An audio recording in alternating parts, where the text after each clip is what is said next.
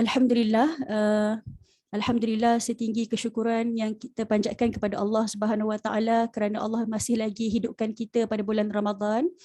Hari ini kita dah 16 Ramadan, Masya-Allah dah separuh lebih dah Ramadan. Dan kalau kita baca setiap hari satu juzuk, pada hari ini kita akan jumpa pada dua surah iaitu surah Maryam dan surah Taha pada hari ini. Dan kalau kita tengok surah Maryam ni sangat syarat dengan elemen kekeluargaan. Antaranya doa seorang ayah iaitu Nabi Zakaria pun ada, pengorbanan seorang ibu iaitu Maryam, abang yang membantu adiknya dalam dakwah iaitu Nabi Harun, anak yang berdakwah kepada ayahnya iaitu Nabi Ibrahim dan juga ayah yang memimpin keluarganya iaitu Nabi Ismail. Kisah-kisah ini syarat dalam surah Maryam. Jadi tahniah kepada yang sedang membaca juzuk 16. Kalau tak sempat lagi pun insya-Allah moga-moga tadabbur kita pada juzuk-juzuk yang lain juga memberikan kita hati yang lebih tenang dan juga hati kita akan mudah lentur dengan kalimah suci Al-Quran insya-Allah. Jadi pada hari ini kita tak nak bincang juzuk 16 kan, tetapi kita nak pergi ke juzuk 30 insya-Allah, iaitu satu surah yang dia beri nama surah Al-Qadr.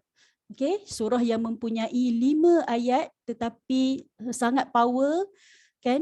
Dan kita akan mendengar kupasan daripada Ustaz Syahmi Syazril bin Azmi. Assalamualaikum Ustaz. Ustaz sihat ya Ustaz? Waalaikumsalam warahmatullahi wabarakatuh. Alhamdulillah sihat. Alhamdulillah, masya-Allah.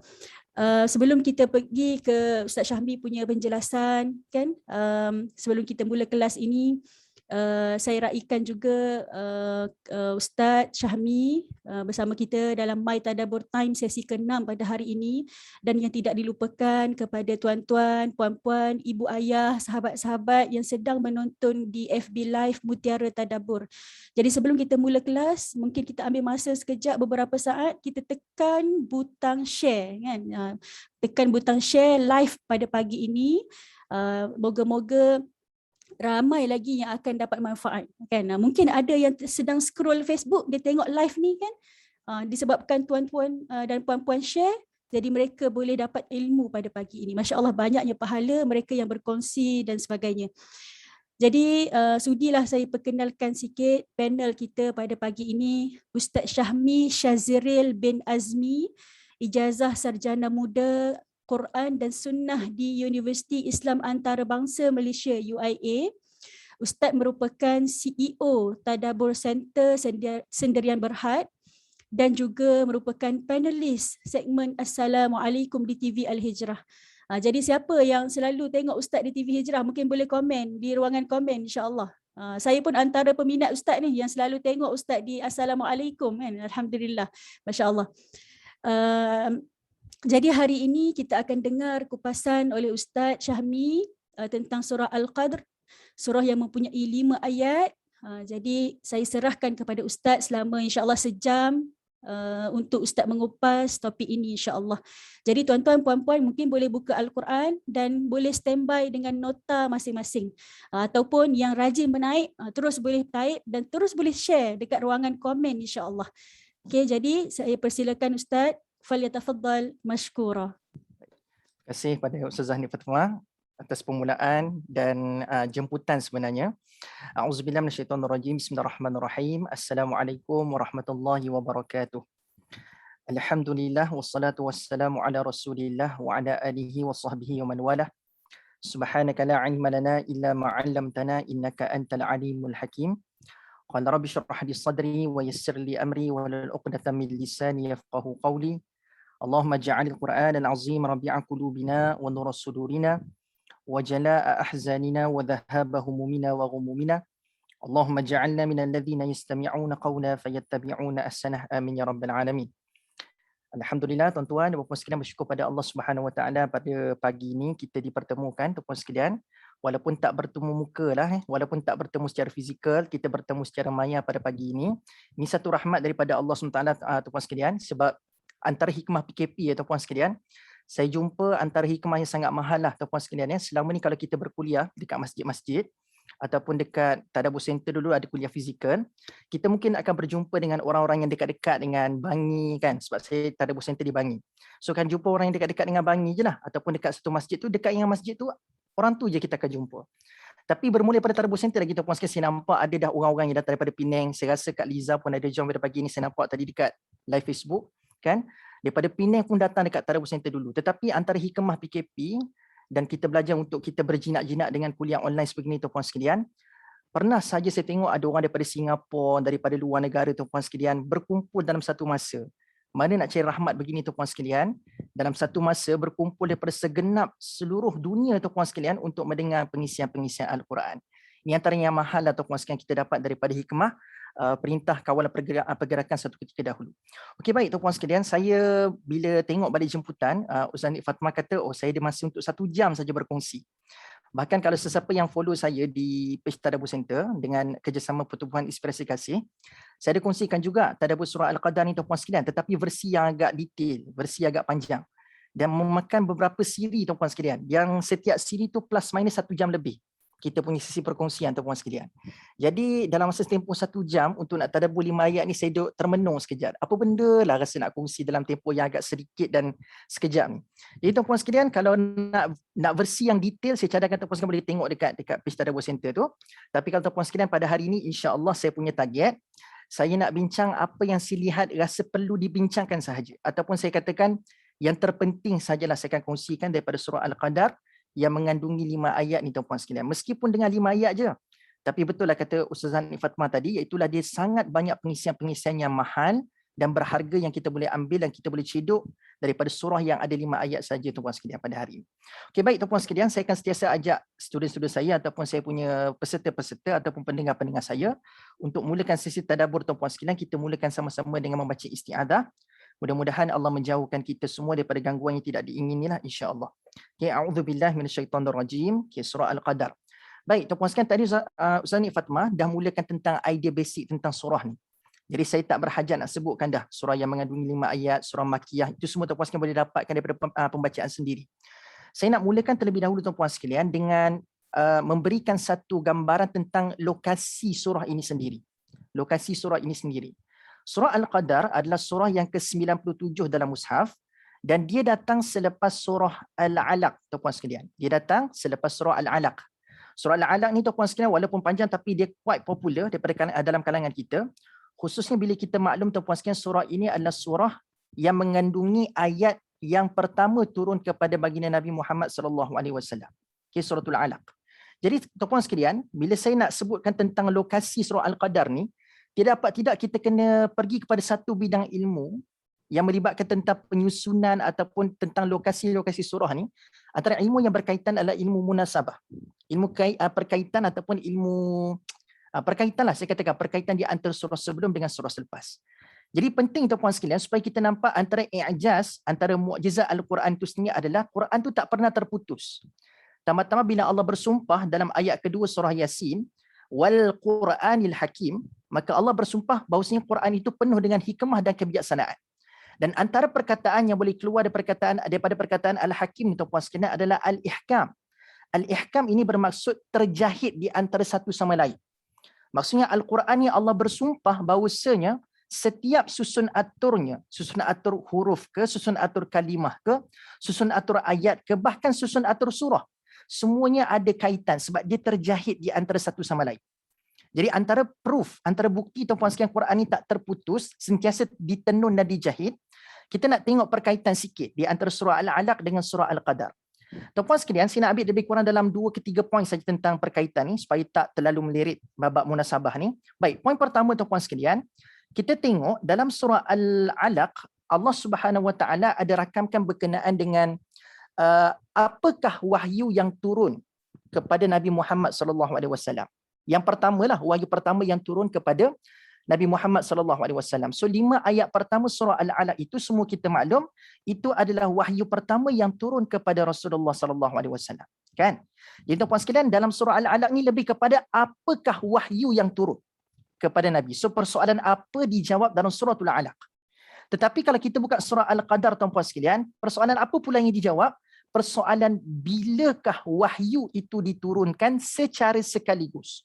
Okay. So dalam surah Al-Alaq tadi, apakah wahyu yang pertama yang turun kepada Nabi?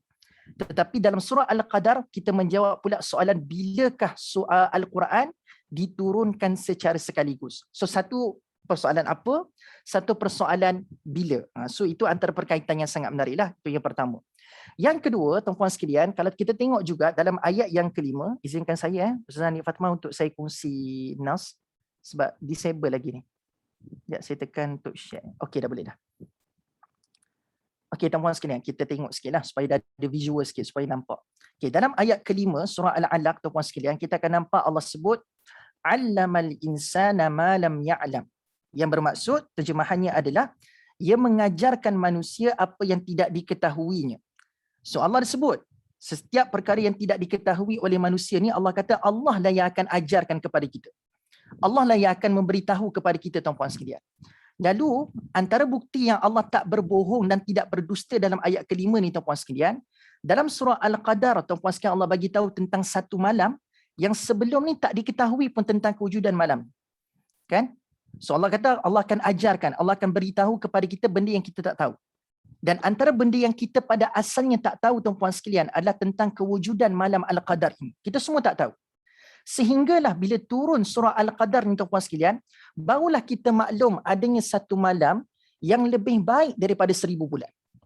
Sebelum ayat ni turun, tuan-puan sekalian, kita langsung tak tahu. So betul lah kata Allah Subhanahu Wa Taala, Allah akan beritahu benda-benda yang kita tak tahu, tuan-puan sekalian. So berkait tak? Berkait. So Allah kata Allah akan bagi tahu. So apa benda yang Allah bagi tahu benda kita tak tahu? Iaitulah antaranya, tuan-puan sekalian, malam Al-Qadar itu sendiri. Itu adalah perkaitan yang kedua di antara surah Al-Alaq dengan surah Al-Qadar. Okay. Dan yang ketiga, tuan-puan sekalian, yang mungkin yang terakhir, poin terakhir tentang perkaitan, pada ayat terakhir surah Al-Alaq, tuan-puan sekalian, cuba tengok, Allah disebut, kalla la tuti'hu wasjud waqtarib. Allah perintahkan kepada Nabi Muhammad dan sebenarnya kepada kita semua, tuan-puan sekalian, untuk apa? Sujudlah dan dekatkan dirimu kepada Allah. So ada perintah untuk bersujud dan dekatkan diri pada Allah. So basically, tuan-puan sekalian, asasnya bersujud dan mendekatkan diri pada Allah ni kita kena lakukan setiap masa. Tetapi dalam surah Al-Qadar, seolah-olah Allah nak bagi tahu kat kita, kamu kena bersujud, dekatkan diri pada Allah setiap masa. Cuma ada satu malam tu, itulah malam terbaik untuk kamu perbanyakkan sujud dan banyakkan aktiviti yang untuk mendekatkan diri kepada Allah Subhanahu Wa Taala. So setiap masa kena bersujud dan mendekatkan diri pada Allah Subhanahu Wa Taala. Cuma Allah nak bagi tahu ada satu malam ni dia super special sikit. Dia istimewa sikit. Dia tak sama dengan hari-hari sebelumnya, tak sama dengan malam-malam sebelumnya. Malam tu dia special sebab kalau kamu beribadah pada malam itu, dia adalah ibadah yang lebih baik daripada 1000 bulan. So ada perintah untuk bersujud. Tapi dalam surah Al-Qadar kaitannya adalah bilakah waktu terbaik. Tapi janganlah pula kita, tuan-puan sekalian, bila dengar, oh ni waktu terbaik, kita duk fokus kat sini je. Sepatutnya bila kita sebagai hamba, liya'budun, kita kena ada satu elemen, kena beribadah dan mengabdikan diri kepada Allah tu every single time, continuous, secara berterusan. Dia tak boleh kata kadang-kadang sahaja. Kita jumpa kan ada time ni kan, Ustazah Nik Fatimah kan, bila time Ramadan je kita akan jumpa ada orang yang jadi macam mana? Yang tiba-tiba je jadi orang yang totally different. Jadi orang yang beribadah kau-kau punya time Ramadan. Tapi sebenarnya saya tertarik dengan kata ustaz saya. Sampai saya ingat lagi kata ustaz sekolah menengah saya, dia kata apa? Dia pesan kat semua pelajar, dia kata apa? Allah ni, dia ada dekat sekolah, dia ada kat rumah kita, dan dia ada kat bulan-bulan lain, dan ada juga dekat bulan Ramadan. Dia ada kat setiap masa. Tapi kenapa manusia seolah-olah time bulan Ramadan ni dia rasa macam baru dia nampak dan dia cari Allah. Sedangkan bulan-bulan lain pun ada juga Allah yang sama. Kan? Dia nak tegur sebenarnya ada pelajar-pelajar yang dekat sekolah, alhamdulillah boleh bangun subuh pagi-pagi sendiri kan. Bila kita kat sekolah menengah kan, bila masuk asrama kan, oh subuh tak perlu kejut, tuan-tuan sekalian, boleh bangun sendiri. Tapi balik rumah tiba-tiba subuh tu pun nak kena kejut oleh mak ayah. Jadi mana kita punya praktis kat asrama tu? Jadi ustaz tu pun tegur lah, dia kata apa? Tuhan ni, Allah yang samalah yang ada kat sekolah ni dan Allah yang sama ada kat rumah. Bukan Tuhan yang berbeza. Allah yang sama, Tuhan yang sama. Samalah tuan-tuan sekalian. Sebelum Ramadan, kita bertuhankan Tuhan yang sama. Dan dalam bulan Ramadan, tuan-tuan sekalian, kita bertuhankan Tuhan yang sama. Cuma betul lah Ramadan ni adalah bulan yang lebih mulia berbanding bulan-bulan yang lain. Cuma nak kata tuan-puan sekalian, the idea is kita menyembah Tuhan yang sama. Sewajarnya kita tidak ada bias kepada bulan ni je kita nak kena beribadah. Bulan lain juga kita kena perhangatkan ibadah kita kepada Allah Subhanahu Wa Taala. Okay, jelas ni tuan-puan sekalian. So bila saya sebut tentang perkaitan ketiga tadi tuan-puan sekalian, bukan bermaksud nak tunggu Ramadan dulu baru kita nak bersujud dan dekatkan diri pada Allah. Cuma Allah bagi tahu that is the best time. Malam tu adalah masa yang terbaik untuk kita bersujud dan mendekatkan diri pada Allah Subhanahu Wa Taala. Okey, jelas tuan-puan sekalian 3 perkaitan di antara surah Al-Alaq dengan surah Al-Qadar. So penting tak penting tahu tentang benda ni? Mungkin ada orang nampak je sekadar information, sekadar satu maklumat untuk diketahui. Tapi bagi saya, matlamat akhir ilmu munasabah ni, iaitu matlamat akhir perkongsian berkenaan dengan perkaitan antara surah sebelum surah selepas ni, tujuan utamanya adalah tuan-puan sekalian tidak lain dan tidak bukan untuk kita menjelaskan lagi i'jazul Quran, mukjizat Al-Quran tu. Just imagine ada 114 surah tuan-puan sekalian, dan setiap surah tu nak pindah ke surah yang baru, tak pernah gagal Allah bina jambatan di antara kedua-dua surah tu. Al-Fatihah nak pergi Baqarah, ada jambatan dia. Baqarah nak pergi Ali Imran, ada jambatannya. Dan begitu juga tuan-puan sekalian, Al-Alaq nak pergi Al-Qadar pun ada jambatan dia tuan-tuan dan puan-puan sekalian. Okey, baik. Tamat untuk kupasan berkenaan dengan munasabah di antara surah sebelum dengan surah selepas. Sekarang tuan-puan sekalian, saya masih lagi nak cerita pasal ilmu munasabah, ilmu keterkaitan tuan-puan sekalian. Cuma, saya rasa yang ni jarang-jarang dibawa oleh mana-mana asatizah berkenaan dengan surah Al-Qadar. Kerana bila nak masuk surah Al-Qadar ni terus jam kepada surah ni saja. Tapi saya tertarik untuk membuka minda tuan-puan sekalian, dalam Al-Quran ada beberapa surah juga yang dimulakan dengan kaedah yang sama dalam surah Al-Qadar. Kalau tuan-puan sekalian perasan kan, surah Al-Qadar ni permulaan ayat pertama surah Al-Qadar bermula dengan inna. Kan, inna anzalnahu fi lailatul qadar, dan permulaan kalimah pertama pada surah Al-Qadar ini adalah inna. Inna. Dan tuan-puan sekalian, untuk makluman ya, bukan surah Al-Qadar je yang dalam Al-Quran ni dimulakan dengan inna. Ada lagi 3 surah lain selain pada surah Al-Qadar yang Allah juga memulakan surah tersebut dengan inna tuan-puan sekalian. Okey, baik. Kalau tuan-puan sekalian yang tengah berada dekat depan laptop ke, depan phone ke, boleh catat surah-surah yang saya akan sebutkan ni tuan-puan sekalian. Sebab dalam Al-Quran ada 4 surah totalnya, 4 surah yang bermula dengan inna. So lepas ni tuan-puan sekalian, bukan saya sekadar nak bagi tentang oh ini surah-surah yang dimulakan dengan inna, tapi kita nak tengok apakah kaitan surah-surah yang dimulakan dengan inna ni belaka. Ada tak hubung kait ataupun dia terpisah pengisian dia ataupun memang betul-betul ada perkaitan di antara satu sama lain. Okey, ada 4 surah. Surah yang pertama tuan-puan sekalian, kalau ikut susunan mushaf surah yang pertama yang dimulakan dengan inna adalah surah Al-Fatah. Surah Al-Fatah. So bila kita go through Quran daripada awal sampai habis, daripada surah Al-Fatihah tu sampai surah An-Nas, surah pertama yang kita akan jumpa yang dimulakan dengan inna adalah surah Al-Fatah. Surah Al-Fatah tu surah yang pertama. Ada pun tuan-puan sekalian, lepas surah Al-Fatah, surah kedua kita akan jumpa yang dimulakan dengan inna ni adalah surah Nuh. Surah Nuh. Okay, surah Al-Fatah dia mula dia macam mana? Inna fatahna laka fatham mubina. So inna lah. Inna fatahna laka fatham mubina. Sama tak? Inna anzalnahu fi lailatul qadar. Sama kan? Permulaan dia adalah inna. Surah yang kedua saya sebutkan tadi tuan-puan sekalian adalah surah Nuh. Surah Nuh juga dimulakan dengan inna. Inna arsalna nuhan ila qaumihi. Ila akhir ayat. Nampak tak? So inna juga. Inna arsalna nuhan ila qaumihi. Nampak? Bermula juga dengan inna. Dan surah yang ketiga yang kita akan nampak dimulakan juga dengan inna adalah surah Al-Qadar ni. Ini adalah surah yang ketiga. Kita akan nampak dimulakan dengan inna. Dan surah yang terakhir tuan-puan sekalian yang dimulakan dengan inna, yang ni surah favorite kita semua. Kenapa favorite? Sebab dia surah yang paling panjang. Panjang tu serta inverted comma lah. Surah paling pendek sebenarnya. Surah yang paling pendek dalam Al-Quran iaitu suratul Kautsar yang dimulakan dengan inna a'tainakal kautsar. So ulama dia tuan-puan sekalian, surah Al-Fatah, surah Nuh, surah Al-Qadar dan surah Al-Kautsar. Baik. Tuan-tuan dan puan-puan sekalian, kalau kita perhatikan secara deep dan mendalam persamaan di antara keempat-empat surah ni tuan-puan sekalian, kita akan nampak dia memegang ataupun dia menyampaikan satu tema yang sama je. Dia bukan kebetulan tuan-puan sekalian. Surah-surah ni bila ada kumpulan-kumpulan dia macam surah Musabbihat. Surah-surah yang dimulakan dengan tasbih dia ada tema besar dia. Surah-surah Hawamim yang dimulakan dengan Hamim, dia ada tema yang sepakat ataupun yang sama didukung oleh surah-surah Hamim ni. Dan begitu juga tuan-puan sekalian, inna wa akhwatuha ni. Dan kalau kita baca bahasa Arab dia ada inna wa akhwatuha tu kan. Tapi ini tak ada lah tuan-puan sekalian. Dia surah-surah Inna ni tuan-puan sekalian, dia ada perkaitan dia. Dia ada dia punya satu tema yang didokong bersama. Dan bila saya go through tuan-puan sekalian surah Al-Fatah, Nuh dan Al-Qadar dengan surah Al-Kautsar ni, ada satu tema yang sama. Apakah tema dia tuan-puan sekalian? Tema dia adalah wa'adu Rabbi. Iaitulah janji-janji Tuhan. Itu tema besar dia. Janji-janji Tuhan. Tapi kalau saya nak lebih narrow down, lebih spesifik tentang apakah janji Tuhan, keempat-empat surah ni tuan-puan sekalian, dia berbicara tentang janji Tuhan untuk memberikan kemenangan kepada orang-orang yang beriman kepada Allah. Tema besarnya adalah janji Tuhan, tapi apakah lagi deep ataupun apa yang lebih spesifik tentang janji Tuhan tu? Janji Allah untuk memberikan kemenangan kepada orang Islam. Okay, saya proofkan, saya buktikan pada tuan-puan sekalian. Surah Al-Fatah, kita akan jumpa ada peristiwa Hudaibiyah tuan-puan sekalian dalam surah ni. Walaupun pada fizikalnya, pada lahirinya, kita akan nampak perjanjian Hudaibiyah ni seolah-olah berat sebelah.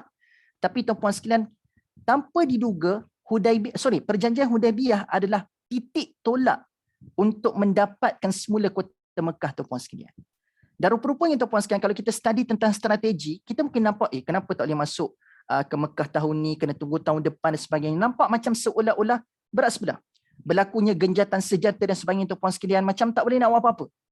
So nak kata nampak macam berat sebelah, tapi rupa-rupanya tuan-puan sekalian, perjanjian Hudaibiyah tu telah menyebabkan Nabi agak bebas untuk nak berdakwah ke tempat lain. Sebab sekarang Mekah dengan Madinah berlaku genjatan senjata. Masing-masing tak boleh angkat senjata. Jadi tuan-puan sekalian, Nabi bebas tak? Nabi bebas untuk nak pergi tempat selain daripada Mekah. So anda kata Nabi pergi tempat selain daripada Mekah, orang Mekah tak boleh nak marah Nabi dan tak boleh nak berperang dengan Nabi sebab dah berlakunya perjanjian.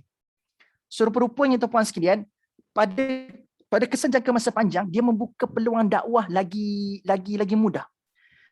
Perjanjian Hudaibiyah ni telah menyebabkan peluang dakwah ni lagi mudah. Dan tuan-puan sekalian, dalam perjanjian Hudaibiyah ni juga telah membuka mata-mata Jazair Arab ataupun Jazirah Arab tuan-puan sekalian terhadap kepimpinan yang berada dekat Madinah pada waktu itu. Sebab tuan-puan sekalian, Jazirah Arab tuan-puan sekalian pada waktu itu memberikan satu pandangan yang sangat tinggi dan hormat kepada orang Mekah. Jadi tuan-puan sekalian, mereka tak berani nak kacau orang Mekah sebab pernah berlaku peristiwa berlakunya kehancuran tentera Abraha sebab ada orang tentera Abraha nak kacau kota Mekah, nak hancurkan Kaabah. So orang-orang kat sekeliling tanah Arab ni tuan-puan sekalian ada satu persepsi iaitu Mekah ni sacred. Dia teramat-amat suci. So jangan beranilah kacau kota Mekah ni. So dan menyebabkan orang tak berani nak buat deal dengan orang-orang Mekah ni tuan-puan sekalian. Tapi tiba-tiba Jazirah Arab ni dengar ada orang daripada Madinah berjaya buat perjanjian di antara Madinah dengan Mekah. Orang pakat duk tengok siapa leader Mekah ni. Boleh pula orang-orang Mekah tunduk pada leader Mekah. Jadi bila kehadiran Nabi dekat tempat mereka dan mereka pun ada some perception kat Nabi, ni leader yang luar biasa ni. Boleh tundukkan leader Mekah ni sampai berlaku perjanjian. Berlaku pula genjatan senjata. Ini hebat ni. So Nabi pun dapat mileage dan Nabi pun dapat peluang untuk menyebarkan dakwah Islam dekat tempat-tempat lain. Nak kata tuan-puan sekalian, bila perkara itu berlaku dan kita semua maklum tuan-puan sekalian, selepas tu tak lama lepas tu, beberapa tahun lepas tu tuan-puan sekalian berlakunya Fathu Mekah. Berlakunya pembukaan kota Mekah. So Hudaibiyah adalah permulaan segala-gala perkara tersebut berlaku tuan-puan sekalian. Nampak tak? So janji Allah kepada orang beriman yang Allah akan berikan kemenangan. Berlakunya Fathu Mekah tak lama lepas tu. Satu, tu surah Al-Fatah. Surah Nuh pula tuan-puan sekalian, betul tak tentang janji Allah nak bagi kemenangan pada orang beriman? Okey, untuk makluman, saya disclaimer siap-siap. Kalau tuan-puan sekalian nak tahu surah Nuh ataupun cerita Nabi Nuh AS, tuan-puan sekalian tak akan jumpa dalam surah Nuh tau. Sebab dalam surah Nuh, kita akan nampak tentang Allah memberikan kemenangan, Allah mengadab kaum-kaum yang tidak beriman kepada Nabi Nuh, dan ada rakaman tentang doa Nabi Nuh AS sahaja. So cerita penuh tentang apa yang berlaku dekat kawasan Nabi Nuh ni, kaum Nabi Nuh ni tak ada. Tak ada tuan-puan sekalian. Okay? So ada cerita pasal Allah adab kaum Nabi Nuh AS sahaja. So kemenangan lah. So bila Allah adab kaum Nabi Nuh ditenggelamkan dekat dalam bahar yang besar itu, maka kemenangan kepada Nabi Nuh dan orang-orang yang beriman. Itu adalah surah Nuh. Kemenangan juga, janji kemenangan. Surah Al-Qadar. Apakah janji kemenangan yang ada? Janji kemenangan buat mereka ataupun janji kemenangan untuk umat Islam. Umat Islam ataupun umat Nabi Muhammad SAW. Sebab bayangkan tuan-puan sekalian, umur umat Nabi-Nabi sebelum Nabi Muhammad ni, umur mereka panjang. Bahkan tadi kan contoh macam Nabi Nuh alaihi salam, dakwahnya saja total dakwah dia umur 950 tahun. Bukan umur Nabi Nuh. Total umur dakwah saja 950 tahun. Umur umat Nabi sebelum ni tuan sekian panjang-panjang belaka. Jadi umur umat Nabi Muhammad pula dia punya lingkungan tu sekitar 60 hingga 70 tahun. Jadi kalau nak compare orang yang beribadah 950 tahun dengan orang yang beribadah 60-70 tahun tuan sekian, mestilah orang yang beribadah 950 tahun tu lagi banyak. Tapi ada tak berita gembira untuk umat Nabi Muhammad, walaupun umur mereka 60-70 tahun je, tapi ibadah mereka boleh setanding dengan ibadah orang yang 950 tahun punya ibadah. Macam mana? So macam mana tuan-puan sekalian, caranya adalah bila ada umat-umat Nabi Muhammad yang berjumpa dengan malam Al-Qadar, kan Allah dah kata malam ini lebih baik daripada 1000 bulan. Can you just imagine, bayangkan tuan-puan sekalian, satu kali ibadah pada malam ini, dia lebih baik daripada 1000 bulan. So agak-agak kalau kita jumpa beberapa kali tuan-puan sekalian, tak ke kita seolah-olah, tidaklah betul-betul, seolah-olah kita extend our ibadah tu. Period of ibadah tu, dia punya tempoh beribadah tu jadi lebih panjang. Tuan-tuan dan puan-puan sekalian. Nampak So itulah gambaran tuan-puan sekalian, Allah itu adil. Walaupun umur 60-70 tahun, nak compare dengan umur umat Nabi-Nabi sebelum ni tuan-puan sekalian, lagi panjang, tapi Allah adil dalam bentuk yang berbeza. So sebab itulah tuan-puan sekalian, kita kena pegang adil tu tak semestinya sama rata. Sebab adil pada pengetahuan Allah tu dia lebih luar biasa dan lebih hebat pemaknaan dan pendefinisian dia tuan-puan sekalian. Jelas So surah Al-Qadar adalah kemenangan kepada umat Nabi Muhammad yang berjaya bertemu dengan malam ini tuan-tuan dan puan-puan sekalian. So janji Tuhan tentang kemenangan, still tema yang sama. Dan surah Al-Kautsar juga tuan-puan sekalian, janji Allah untuk memberikan kemenangan kepada siapa? Kalau ikutkan surah tu khusus untuk Nabi lah. Iaitu Nabi yang baru kehilangan anak lelaki baginda tuan-puan sekalian, tapi Allah kata kalau kamu sabar, maka kemenangan akan diberikan kepada kamu. Dan ternyata pada ayat akhir surah Al-Kautsar tuan-puan sekalian, Allah kata kemenangan Nabi Muhammad ke atas Abu Lahab. Sebab yang telah menyebabkan Nabi berduka cita antaranya adalah sebab Abu Lahab melaungkan perkataan batara Muhammad, batara Muhammad. Kalau ikutkan tuan-puan sekalian, pada situasi itu secara lahiriah dan fizikalnya kita nampak, oh Abu Lahab tengah duk makan Nabi Muhammad ni. Dia memberikan kata-kata yang kesat, kata-kata yang mencederakan perasaan Nabi Muhammad. So nampak pada fizikalnya Abu Lahab menang ke atas Nabi Muhammad. Tapi Allah kata, inna syani'aka huwal abtar. No, yang menang sebenarnya adalah kamu wahai Muhammad, yang kalah dan akan dihinakan, terputus kemuliaan pada dia adalah siapa? Abu Lahab itu. So nampak tuan-tuan sekalian, keempat-empat surah ni yang dimulakan dengan inna berbicara tentang wa'adu rabbi, janji Tuhan, berkenaan dengan apa? Kemenangan kepada orang-orang Islam. Itu puan sekalian, so nak katanya sekarang ni surah Al-Qadar yang kita tengah bicarakan ini, kita sedang mendengar janji-janji Tuhan untuk memberikan kemenangan kepada kita kalau kita beriman kepada Allah Subhanahu Wa Taala. Okey, cukup untuk munasabah. Untuk munasabah kita dah ambil masa 30 minit tuan-puan sekalian. But it's okay. Ini adalah mungkin satu exposure baru untuk tuan-puan sekalian tambahkan lagi macam mana tips nak mentadabbur Al-Quran. Rupa-rupanya dengan kita memberikan perhatian kepada kajian-kajian sebegini, dia membuka minda kita untuk kita nampak betapa bermukjizatnya kalam Allah Subhanahu Wa Taala. So setiap kalimah-kalimah yang dimulakan, diakhirkan, permulaan surah tu macam ni, semuanya ada sebab dan ada kesatuan tema yang sama. Itu antara benda yang mahal lah dalam Al-Quran ni tuan-tuan dan puan-puan sekalian. Okey, baik, jom kita masuk surah Al-Qadar. Okey, baik tuan-puan sekalian, saya tak berhajat untuk semua, saya dah pilih beberapa ayat dan antara ayat yang saya nak kupas tuan-puan sekalian adalah ayat yang pertama surah Al-Qadar ni, bila mana Allah sebut a'udzubillahi minasyaitonirrajim, bismillahirrahmanirrahim, inna anzalnahu fi lailatul qadr. Okey, kalau ikut terjemahan tuan-puan sekalian, sesungguhnya kami telah menurunkannya pada malam Al-Qadar. Okey. Tuan-puan sekalian jangan terpengaruh dengan terjemahan yang saya paparkan kat depan ni. Sebab saya akan ikut apa yang Nas sebut. Sebab kita mungkin nampak sesungguhnya kami telah menurunkan Al-Quran. Tetapi kalau ikut secara linguistiknya, secara literalnya tuan-puan sekalian, inna anzalnahu, hu tu kalau ikut terjemahan dalam bahasa Melayu Allahnya. Sesungguhnya kami telah menurunkannya pada malam Al-Qadar. So kalau ikutkan Al-Quran tu tidak diletakkan dalam bentuk yang jelas. Tapi Allah meletakkan dalam bentuk kata ganti nama. Dia macam tersembunyi di sebalik hu tu tuan-puan sekalian. But yet tuan-puan sekalian, saya akan ceritakan apa hikmah. Kenapa tak disebut direct? Sedangkan Allah boleh sebut je inna anzalnal Quran fi lailatul qadar. Kan lagi tangkap, lagi mudah untuk difahami. Tapi kenapa Quran disebut dalam sebutan hu? Okey, baik. Tuan-puan sekalian. Inna kita dah bincang tadi, saya tak nak fokus sangat pada inna sebab inna ni simple je idea tentang penegasan. Cuma saya nak highlightkan tentang perkataan anzalnahu. Okey, baik. Tuan-puan sekalian, anzalnahu terjemahannya adalah kami telah menurunkannya. Okey. Cuma tuan-puan sekalian, ada satu question, ada satu persoalan yang menarik tuan-puan sekalian tentang babak ayat pertama yang kita boleh bincangkan pada saat ini, iaitu kita nampak fakta Allah bawa dalam ayat ni sesungguhnya kami telah menurunkannya pada malam Al-Qadar. Tapi persoalan timbul, Ustaz, malam Al-Qadar tu kan 10 hari terakhir Ramadan, 10 malam terakhir Ramadan. Tapi kenapa tiba-tiba saya dapat makluman esok sambutan yang kita nak sambut ni adalah nuzul Quran? Kan? 17 Ramadan pula tu. Dan sepandai saya rasa saya tak silap lagi matematik Ustaz, 17 Ramadan tu tak masuk lagi 10 malam terakhir. Jadi sebenarnya Quran ni turun 17 Ramadan ke ataupun Quran ni turun pada malam Al-Qadar? Jadi hari ni tuan-puan sekalian, ada orang masih lagi confused tentang perkara ni. Quran turun bila sebenarnya? Satu turun kat, kita nampak dalam ayat ni Lailatul Qadar. Tapi kita juga maklum esok 17 Ramadan nuzul Quran. Jadi mana satu tuan-puan sekalian? Mana satu yang betul? Dan adakah tuan-puan sekalian, bila kita nak kata mana satu betul ni, kita nak kata, Allah tersilap kot dalam Quran kan? Oh, tersilap fakta. Hakikatnya tuan-puan sekalian, dia tak ada istilah Allah tersilap fakta.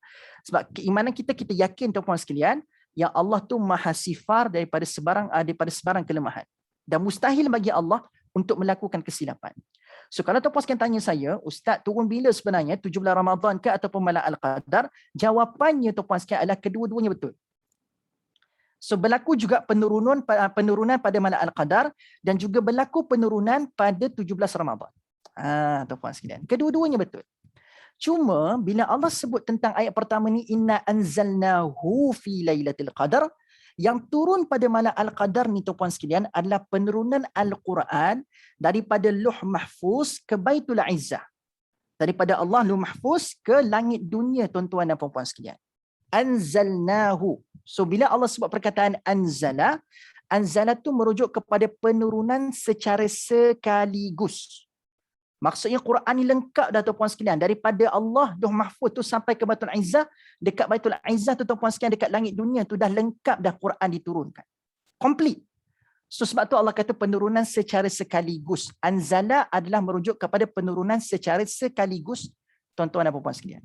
So penurunan sekaligus ni berlaku pada waktu bila? Berlaku pada malam Al-Qadar tuan-tuan dan puan-puan sekalian. Okey, jelas Okay, nanti saya akan cerita daripada mana asas saya katakan anzala, kalimah anzala ni merujuk kepada penurunan secara sekaligus. Mesti nak kena ada proof. Takkan dia bergantung kepada saya punya telahan ataupun saya punya teka-teka je. Tak, dia ada basis yang saya akan bawa pada tuan-tuan sekalian lepas ni. Okey, kalau anzala itu merujuk kepada penurunan secara sekaligus, maka persoalan yang muncul adalah apakah pula perkataan yang digunakan oleh Allah Subhanahu Wa Taala dalam Al-Quran bila nak rujuk kepada penurunan secara beransur-ansur. Kalau anzala sekaligus daripada Lauh Mahfuz ke Baitul Izzah, daripada Lauh Mahfuz ke langit dunia, kan? So itu sekaligus. So obvious, jelas, faham. Tapi kalau penurunan yang beransur-ansur tu, yang Allah turunkan yang 5 ayat pertama surah Al-Alaq tu kali pertama berlaku bila? So apakah soalan pertama adalah apakah perkataan yang lain selain pada anzala untuk menggambarkan tuan-puan sekalian penurunan secara sekaligus? Yang itu tuan-puan sekalian, satu lagi perkataannya adalah nazzala. Okey, kalau anzala adalah penurunan secara sekaligus, tapi perkataan kalau yang Allah nak sebutkan penurunan secara beransur-ansur tu Allah akan sebut perkataan nazzala.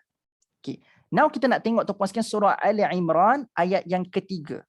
Ini adalah bukti lah ataupun basis yang kita boleh ambil sebagai betul ke nazala tu beransur-ansur, anzala tu diturunkan secara sekaligus. Okey, jom tengok ayat ketiga ni. Sebab dalam ayat ketiga ni kedua-dua kalimah tu ada. Nazala pun ada, anzala pun ada. A'udzubillahi minasyaitonirrajim. Nazzala 'alaikal kitaba bil haqqi musaddiqan lima baina yadayhi wa anzala at-taurata wal injil. Okey, berarti so bila Allah kata perkataan pertama dalam ayat ni adalah nazzala, cuba tengok nazzala 'alaika al-kitab. So bila Allah kata nazzala tu Allah refer kepada Al-Quran dan Al-Kitab dekat sini. So nazzala 'alaikal kitab tuan-puan sekalian, bila Allah kata 'alaika kepada kamu. So nak katanya Quran turun kepada Nabi Muhammad, 'alaika kepada kamu. So nak kata bukan lagi turun pada langit dunia, bukan turun pada Baitul Izzah. Sekarang ni Allah kata turun kepada kamu, iaitu Nabi Muhammad sallallahu alaihi wasallam. Nazzala alaika. So jelas tuan-tuan sekalian, dia tak sama dah dengan konsep anzala tadi. Sebab nazzala tu Allah refer kepada turun kepada Nabi Muhammad sallallahu alaihi wasallam. Dan apakah yang turun kat Nabi Muhammad tu? Kitab suci Al-Quran, Al-Kitab. So nampak tak? So nazzala adalah perkataan yang Allah gunakan untuk menggambarkan penurunan beransur-ansur. Sebab penurunan beransur-ansur tuan-puan sekalian diturunkan sewaktu sampai wahyu pertama dekat Nabi Muhammad sallallahu alaihi wasallam. So Allah guna perkataan nazzala. Tapi Allah guna juga perkataan anzala. Tapi Allah gunakan anzala tu untuk kita apa? Wa anzalat Taurata wal Injil. Allah sebut Taurat, Allah sebut Injil. Tapi Allah tak kata nazzalat Taurat wal Injil. Allah kata anzalat Taurata wal Injil. So apakah makna dia tuan-puan sekalian? Maksudnya sebab kalau kita tengok tuan-puan sekalian, penurunan Taurat dengan Injil ni memang turun kepada Nabi Musa dengan Nabi Isa ni secara sekaligus. Bab komplit kepada mereka berdua. So sebab itulah asas inilah kita ambil nazzala itu beransur-ansur, anzala adalah secara sekaligus. So that's why lah bila kita baca surah Al-Qadar tuan-puan sekalian, bila Allah kata inna anzalnahu, maka betul lah kita faham tuan-puan sekalian, anzala itu merujuk kepada penurunan secara sekaligus. Cuma bukan sampai kat Nabi lagi. Dia baru sampai dekat langit dunia. Yang dekat langit dunia tuan-puan sekalian dah komplit dah Al-Quran yang Allah nak turunkan kepada Rasulullah sallallahu alaihi wasallam. Dan penurunan itu berlaku pada mana Al-Qadar. Yang beransur-ansur tu berlaku pada 17 Ramadan. Dah tak confuse dah tuan-puan sekalian. Harapnya tak muncul lagi lah confusion tu. So, setiap tahun saya akan sentiasa dihadapkan dengan persoalan yang sama. Pergi mana-mana tempat tuan-puan sekalian mesti soalan ni muncul. Ustaz, sebenarnya bila? So harapnya tak tertukar lagi dah tuan-puan sekalian. So ingat je anzala sekaligus nazala beransur-ansur. Okey, itu poin pertama pada ayat pertama ni tuan-puan sekalian. Poin kedua adalah kenapa Allah menyebut perkataan Al-Quran dalam sebutan hu. Sedangkan tuan-puan sekalian, hu ni adalah kata ganti nama. Dan biasanya kan, untuk makluman semua, saya rasa tuan-puan sekalian tak belajar bahasa Arab pun, kita tahu nak guna kata ganti nama ni, jarang-jarang kita boleh gunakan pada ayat pertama. Biasa kata ganti nama ni, paling awal pun kita boleh letakkan pada ayat yang kedua. Ayat pertama jarang-jarang guna kata ganti nama. Setuju tak setuju? Kan, contoh tuan-puan sekalian. Kita nak guna kata ganti nama dia. Kata ganti nama dia. Tapi boleh tak tuan-puan sekalian? Contoh tajuk karangan kita adalah kawan saya. Kawan saya. Ayat pertama lagi tuan-puan sekalian kita kata dia suka makan nasi. Kita mungkin akan tertanya-tanya siapa dia tu? Patutnya ayat pertama tu kenalkanlah dulu siapa nama kawan tak? Tiba-tiba ayat pertama lagi dah dia suka makan nasi. Tak kena tu, kan? So kalau kita nak buat karangan sebegitu ataupun nak cerita pasal kawan saya tu, at least ayat pertama tu kita perkenalkan dulu siapa kawan kita. Nama kawan saya Ahmad, contoh. Nama kawan saya Ahmad, barulah ayat kedua kita letakkan kata ganti nama. Kita tak sebut dah Ahmad suka makan nasi, tapi kita dah letakkan kata ganti nama. Dia suka makan nasi. So bila letak duduk dia tu pada ayat kedua, kita pun tak question, kita pun tak tanya sebab kita tahu dah dia itu merujuk kepada Ahmad. Tapi kalau dia tu dah awal-awal ke ayat pertama, so logiklah muncul persoalan. Kan? Siapa dia tu? Kan? So kaedah yang sama, perkara yang sama berlaku pada ayat pertama surah Al-Qadar. Allah terus menyebutkan inna anzalnahu. Sesungguhnya kami telah menurunkannya. Kenapa Allah seolah-olah begitu berani, saya letakkan dalam inverted comma, begitu berani meletakkan hu sahaja pada ayat pertama. Tanpa Allah spesifikkan yang hu tu Al-Quran. Inna anzalnal Quran. Kenapa guna hu tuan-puan sekalian? Sebab tuan-puan sekalian, dia ada dua faktor. Pertama, bila sebut saja tentang turun pada zaman Nabi Muhammad SAW, orang tak fikir lain dah. Yang turun dan kalau Nabi yang sebut benda tu, tidak lain yang tidak bukan, mestilah ianya datang daripada Al-Quran. Dia dah macam satu benda yang universal berlaku pada zaman itu. Bila Nabi sebut je turun, ianya adalah turun. So orang takkan fikir benda lain dah. Mesti benda yang turun itu adalah Al-Quran yang dibawa oleh Nabi Muhammad SAW. Sebab tu Allah tak perlu nak spesifikkan pun hu tu merujuk kepada apa. Itu satu. Yang kedua, saya suka pendapat yang kedua ni tuan-puan sekalian. Sebab pendapat kedua mengatakan tuan-puan sekalian, sebab terlalu biasanya Nabi menyampaikan Al-Quran kepada masyarakat dan terlalu sinonimnya Nabi Muhammad itu sebagai ejen penyampai Al-Quran tuan-puan sekalian, maka bila Nabi sebut saja anzalnahu kepada mereka, orang tak akan question dah apa yang turun tu. Sebab Nabi dengan Quran seolah-olah tak terpisah. Terlalu sinonimnya Nabi Muhammad dengan Al-Quran ni, sampai bila sebutnya tu orang tak tahu, orang tak tanya dah pasal apa. Ataupun apakahnya tu. Orang tahu dah. Nabi yang sebut. Quran dah tu. Nampak tak? So, tuan-puan sekalian, saya punya ruang tadabbur lah. Saya nampak kat sini, walaupun kita nampak hu tu refer pada Quran, tapi saya punya perspektif tadabbur untuk hu, saja kalimah hu ni tuan-puan sekalian, adalah apa tahu? Kalau Nabi Muhammad pada zaman itu, orang beriman dan tak beriman nampak Nabi itu sangat sinonim dengan apa yang Nabi sampaikan, iaitu Al-Quran. Macam mana kita pada hari ini? Apakah pandangan sinonim orang kepada kita? Adakah pandangan sinonim orang pada kita tu adalah pandangan yang baik, ataupun pandangan sinonim orang pada kita tu adalah pandangan yang jahat? Sebesar-besar musuh Nabi, tuan-puan sekalian, bila Allah sebut je inna anzalnahu, musuh Nabi yang paling besar pun tak pernah tanya hu tu apa. Nampak tak? Sebab semua orang kenal. Musuh Nabi pun kenal. Bila Nabi sebut hu tu, mesti Quran. Mesti Quran. Sebab terlalu sinonimnya Quran dengan Nabi. Nak kata musuh pun nampak Nabi tu sinonim dengan Quran. Kita, tuan-puan sekalian, macam mana? Kita sinonim tak dengan kebaikan? Sekurang-kurangnya cerita pasal kebaikan. Kita ni sinonim tak dengan kebaikan? Ataupun bila sebut tentang kita tu, orang nampak sinonim kita tu dengan benda-benda yang tak baik. Na'udzubillah. Na'udzubillah. So kita tentukan, kita nak sinonim dekat mata manusia ni dengan pandangan yang bagaimana. Sebab tu kalau kita kaji kita baca kitab Al-Hikam, tuan-puan sekalian, kan, ada satu babak tu disyarahkan tentang kalau seseorang itu, tuan-puan sekalian, diperdengarkan namanya, lalu orang berfikir tentang kejahatan dan rasa takut dengan kejahatan yang dilakukan, maka kata Nabi SAW apa benda? Tidak akan cium bau syurga, kan, tuan-puan sekalian, kan. Bila orang sebut nama tapi terfikir tentang kejahatan, sangat bahaya. Sebab tu, tuan-puan sekalian, kita kena jaga akhlak supaya bila orang kenal kita, orang sebut nama kita, yang muncul kat kepala tu adalah benda-benda yang baik, insya-Allah. So itu tadabbur saya lah pada ayat ni. Sebab Nabi telah terlalu sinonim dengan Al-Quran. So kita juga sepatutnya kena jadi sinonim dengan at least kebaikan. Kalau dapat sinonim dengan Al-Quran, alhamdulillah. Sebut nama apa siapa pun, oh dia ni Quran ni. Nampak tak?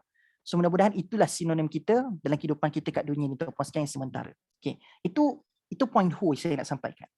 Dan poin ketiga, panjang juga syarahan ayat satu ni. Tuan-puan sekalian tahu tak apa hikmah Allah sebutkan Al-Quran tu sifatnya turun? Kenapa Allah tak kata ja'al Quran, tapi kenapa setiap 17 Ramadan je kita akan sambut nuzul Quran? Soalan ni nampak macam simple, tetapi jarang-jarang orang nak renung terms yang Allah gunakan kepada Al-Quran. Kita boleh je sebut, ataupun Allah boleh je sebut telah datang Al-Quran kepada kamu. Tapi kenapa Quran sifatnya mesti telah turun Al-Quran kepada kamu? Mesti nuzul Quran, bukan ja'al Quran. Why? Kenapa? So tuan-puan sekalian, kita nak bedah siasat sikit sebab esok nuzul Quran ni. So apakah yang mungkin akan menyebabkan kita rasa, okey, bukan kita nak sambut sampai kena buat kek ada tulis nuzul Quran 17 Ramadan. At least bila tiba 17 Ramadan, kita faham falsafah di sebalik nuzul tu, dia akan menyebabkan kita ada satu tindakan yang betul kepada Al-Quran, insya-Allah. Okey, baik. Tuan-puan sekalian, saya nak bahaskan tentang perkataan nuzul saja sekarang. Okey.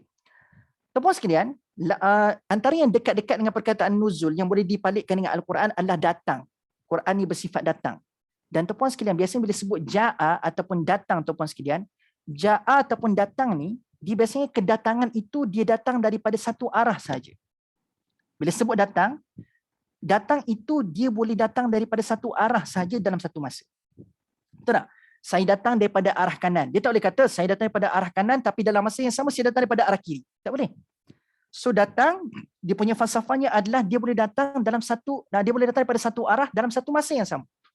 Saya datang daripada arah kanan sahaja. Tak boleh kata saya datang daripada arah kanan tapi dalam masa yang sama saya datang daripada arah kiri. Itu tak kena tu. Melainkan badan dia boleh pecah dua lah. Kan? Jadi maksudnya tak boleh lah badan pecah dua kan. So satu arah dalam satu masa. Itulah falsafah datang. Sama juga tuan-puan sekalian, dia tak boleh nak kata dia declare dia datang daripada banyak arah dalam satu masa yang sama. Satu arah saja dalam satu masa yang sama kalau sifatnya adalah datang. Tetapi tuan-puan sekalian, kalau turun, bukankah tuan-puan sekalian turun itu dia telah mengambil kira dan ada perspektif daripada semua arah. Orang kata apa dalam bahasa Inggeris kita sebut sebagai eagle view ataupun kita sebut sebagai helicopter view. So bila sesuatu itu turun tuan-puan sekalian, dia telah nampak apa yang ada kat depan, apa yang ada kat belakang, apa yang ada kat kanan, apa yang ada kat kiri.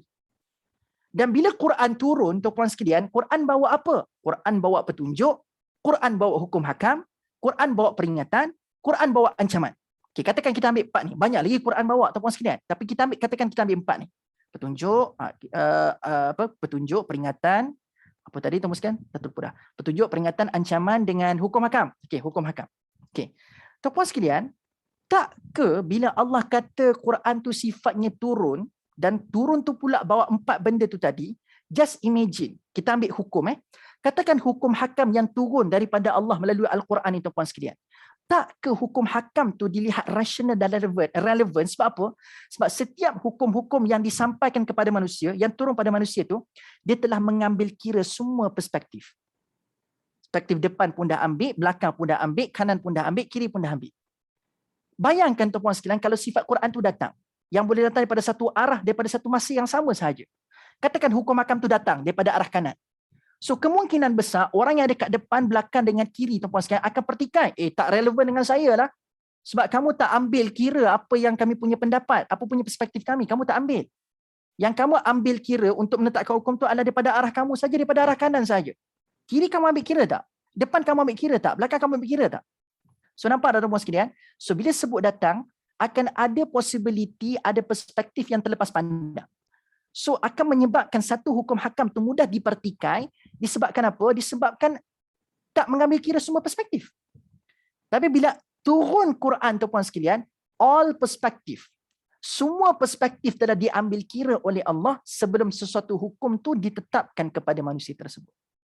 Termasuklah peringatan. So mungkin ada orang kata peringatan ni tak berkesan untuk saya. No. So bila satu peringatan tu turun pada tuan-puan sekalian, tuan-puan sekalian sifatnya adalah turun, semua orang yang berada kat depan, ke kanan, ke kiri, ke kanan, kiri ke kanan ke tuan-puan sekalian, dia akan merasakan peringatan itu adalah relevan untuk dirinya. Begitu tuan-tuan dan puan sekalian. So nak kata tuan-puan sekalian, itulah hikmah Quran disebut turun. Sebab Allah nak menggambarkan bila sesuatu peringatan, hukum hakam, hidayah, semua tu tuan-tuan sekalian, bila datang kepada manusia, dia adalah satu benda yang relevan dan cocok, kata orang Indonesia, cocok untuk kamu. Dia cocok untuk kamu, dia kena untuk kamu. Tak ada ruang untuk dipertikaikan tuan-tuan dan puan-puan sekalian. Sebab itulah turun sifatnya, bukan datang. Sebab Allah nak elakkan sebarang bentuk pertikaian kepada Al-Quran yang turun itu tuan-tuan dan puan-puan sekalian. So far, jelas tuan-puan setakat ni Jelas Okey, baik. Dan Allah kata, okey, sambung fi lailatul qadar. Okey, baik. Saya nak ambil ringkas je. Kalau ikutkan kupasan para ulama tentang Al-Qadar ni panjang, tapi ni ringkas je tuan-puan sekalian. Saya ambil dua pendapat kau, insya-Allah dua pendapat.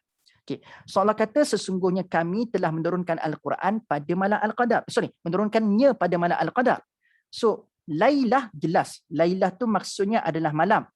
Tapi yang sekarang kita nak bedah siasat tuan-puan sekalian adalah perkataan Al-Qadar. Kenapa malam ni mesti namanya Al-Qadar? Kenapa tak disebutkan seperti yang Allah sebutkan dalam surah Ad-Dukhan? Kan dalam surah Ad-Dukhan ada je nama lain yang Allah sebut tentang malam ni. Iaitu Allah kata inna anzalnahu fi lailatin mubarakah.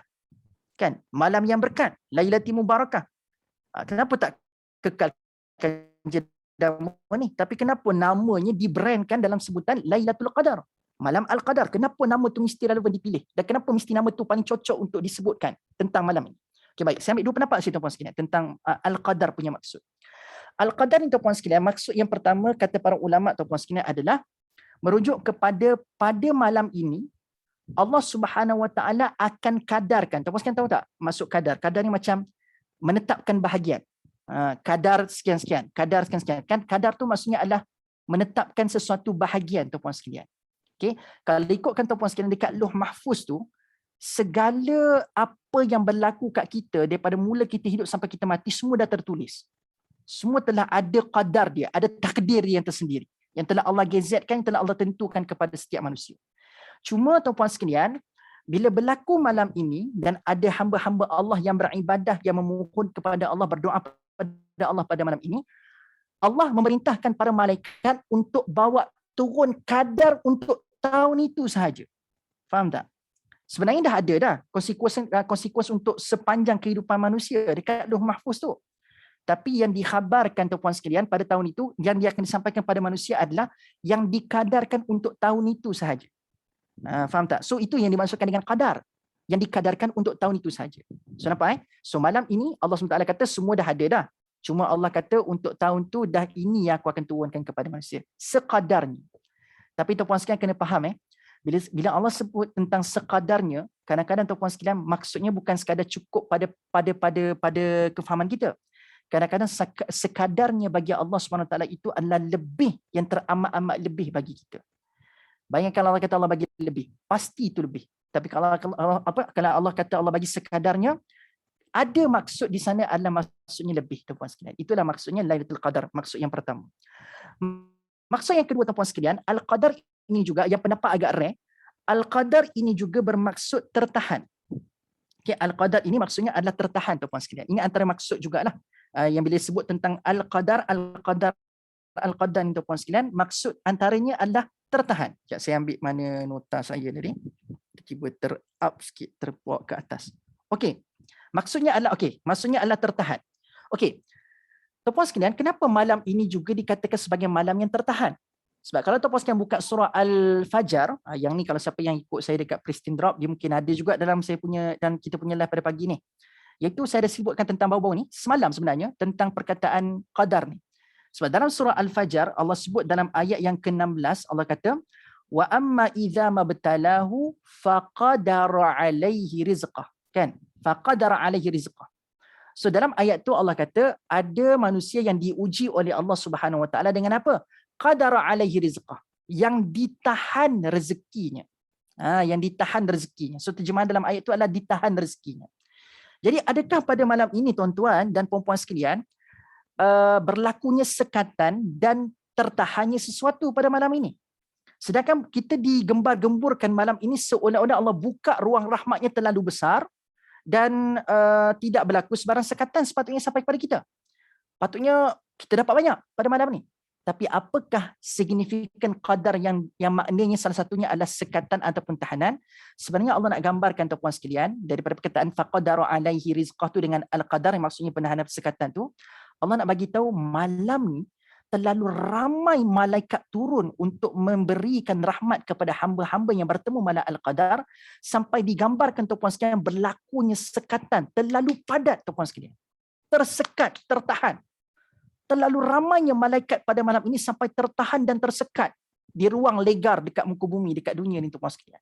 Ramainya malaikat. Dan inilah juga sebab pendapat keempat ni juga yang akan bawa kefahaman kepada kita tuan-puan sekalian bila kita baca ayat yang keempat surah Al-Qadar. Perasan tak ayat keempat surah Al-Qadar ni susunan dia agak rare sikit, pelik sikit. Bila Allah kata dalam ayat keempat ni, tanazzalul malaikatu warruhu. Pada malam itu turunnya malaikat dan Jibril. Apa pelik kat susunan ayat ni? Allah sebut malaikat dulu baru sebut Jibril kan? Sedangkan dalam surah An-Naba, tuan-puan sekalian, kita buka surah An-Naba supaya tuan-puan sekalian nampak. Dalam surah An-Naba, mana surah An-Naba? Okay, surah An-Naba, tuan-puan sekalian 78, dalam ayat yang ke ni. Mana ayat tu? Ni, ayat ke-38. Dalam ayat ni Allah sebut yauma yakumur ruhu wal malaika. So Allah sebut ar-ruh dulu, malaikat Jibril dulu, barulah Allah sebut malaikat-malaikat lain. Tapi dalam surah Al-Qadar Allah buat perkara yang sebaliknya. Allah sebut malaikat dulu baru sebut malaikat Jibril tu puan sekalian. Okey, kenapa? Soalannya kenapa? Kenapa? Ustaz, bukankah kita semua maklum Jibril tu adalah ketua para malaikat? Dalam ucapan salutasi, kalau kita tengah nak berucap tu puan sekalian, kita kan ada salutation kan? Kita ada salutasi pada permulaan ucapan tu. Dan dalam salutasi tu puan sekalian, kita mestilah akan sebutkan apa dulu? Siapa yang pegang jawatan tinggi dulu? Yang berbahagia siapa yang paling tinggi dulu? Kita akan letakkan di awal. So yang bawah sikit daripada orang yang paling tinggi tu barulah kita sebut yang kedua, ketiga, keempat. So ikut ranking. Patutnya begitu. So kalau isunya adalah ranking tuan-puan sekalian, so sewajarnya dalam ayat keempat surah Al-Qadar ni, Allah kena utamakan juga ranking malaikat Jibril dengan sepatutnya menyebutkan ar-ruh terlebih dahulu sebelum malaikat. Seperti mana yang Allah gunakan juga dalam surah An-Naba ayat ke-38. Yauma yakumur ruhu wal malaika. Okey. So kenapa dalam Al-Qadar ni Allah sebut malaikat dulu? Sebab kalau ambil pendapat yang kedua saya katakan tadi, yang agak rare tu tadi, berkenaan dengan maksud Al-Qadar yang dikatakan tersekat dan tertahan malaikat sebab terlalu ramai. So Allah nak gambarkan ayat keempat ni, kenapa Allah sebutkan malaikat dulu? Sebab highlight utama malam Al-Qadar ni adalah terlalu ramainya malaikat. So kuantiti itu adalah gambaran kemuliaan pada malam ini. Kuantiti malaikat. So bila malaikat terlalu ramai tuan-puan sekalian, kuantiti malaikat tu adalah benda yang dilihat obvious dan lebih mulia pada malam itu tuan-puan sekalian. Sebab tu Allah sebut al-malaikatu terlebih dahulu. Sebab nak menggambarkan kuantiti itu adalah lambang kemuliaan malam ini disebabkan malaikat terlalu ramai. Sampai al-qadar, sampai berlakunya tertahan dan tersekat sebab terlalu pack dan padat malaikat pada malam itu tuan-puan sekalian. Sebab tu Allah mendahulukan al-malaikatu warruh dalam ayat ni tuan-puan sekalian. Sebab nak menggambarkan malaikat yang ramai itu adalah lebih mulia nak dibandingkan khususnya pada malam ini tuan-tuan dan puan-puan sekalian. Dan warruhu fiha biizni rabbihim min kulli amr. So Allah kata biizni rabbihim lah, dengan izin daripada Tuhannya. Mengikut sekali apa yang diperintahkan oleh Allah Subhanahu wa taala. Okey, boleh faham So sebab tu saya bawa juga pendapat yang agak rare tu al-qadar maksudnya tertahan dan tersekat.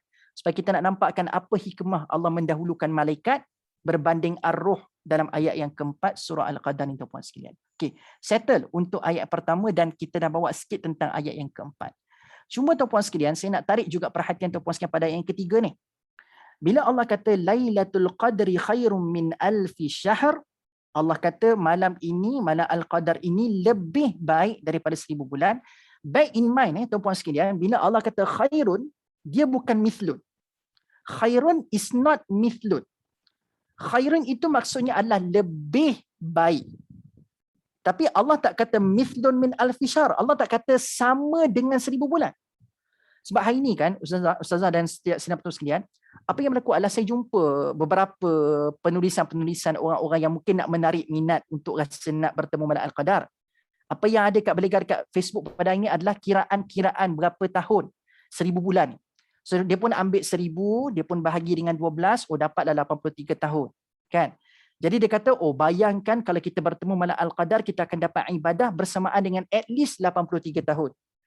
Tuan-puan sekalian, bagi saya betul cara tu. Cuma kaedah kiraan minima tu salah. Sebab kalau kita letakkan angka 1000 yang dibagikan dengan 12 tu, maka kita dah tak kenakan dengan betul-betul dengan ayat ni. Sebab kalau kita letakkan 1000, maksudnya kita seolah-olah memahami ayat ketiga ni, mithlun min alfi syahr.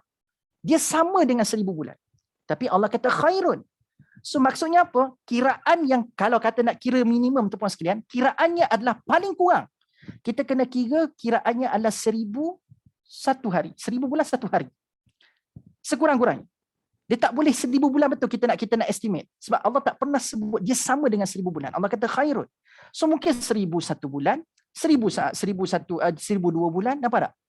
Nampak tak? So nak kata tuan-puan sekalian, dia tak boleh kira macam tu. Dia mungkin kena kira 1001 ataupun 1002, nampak tak? 1000.1 ke tuan-puan sekalian, itulah kiraan dia. Itulah gambaran khairun. Dia bukan mithlun. Dia tak sama. So bila sebut khairun, kata para ulama tuan-puan sekalian, dia tidak ada limitation. Dia tidak pernah akan ada limit. So bila kita letakkan angka minimanya adalah contoh 1001, maka dia tak akan kata 1001 sahaja yang dikatakan khairun tu. Dia tidak akan pernah ada limitation. So it can goes to 2000, dia boleh pergi kepada 3000, 4000, 5000. It depends on Allah Subhanahu wa taala. Dia bergantung kepada Allah sebab Allah kata khairun. Dia lebih baik daripada 1000 bulan dan wallahu a'lam, berapakah kiraan yang lebih baik pada pandangan Allah Subhanahu wa taala. Okey. So itu makna pertama saya nak tarik perhatian tuan-puan sekalian, bukan sama, cuma Allah bagi tahu dalam ayat ni dia lebih baik. Dan satu lagi perkataan ni yang mungkin jarang juga dikupas, tapi saya tertarik untuk kupas juga pada hari ini, iaitu khairun. Tuan-puan sekalian, baik ataupun lebih baik dalam Al-Quran ada banyak perkataan. Allah boleh kata Lailatul Qadri ahsanu min alfi syahr. Lebih baik juga tu, kan? Lailatul Qadri tayyibun min alfi syahr. Lebih baik juga daripada 1000 bulan. So tayyib pun baik, hasanah pun baik, tapi kenapa dalam banyak-banyak perkataan baik Allah mesti pilih khairun min alfi syahr? Bukan ahsana, bukan tayyibun, tapi kenapa khairun? Tuan-puan sekalian. Sebab apa?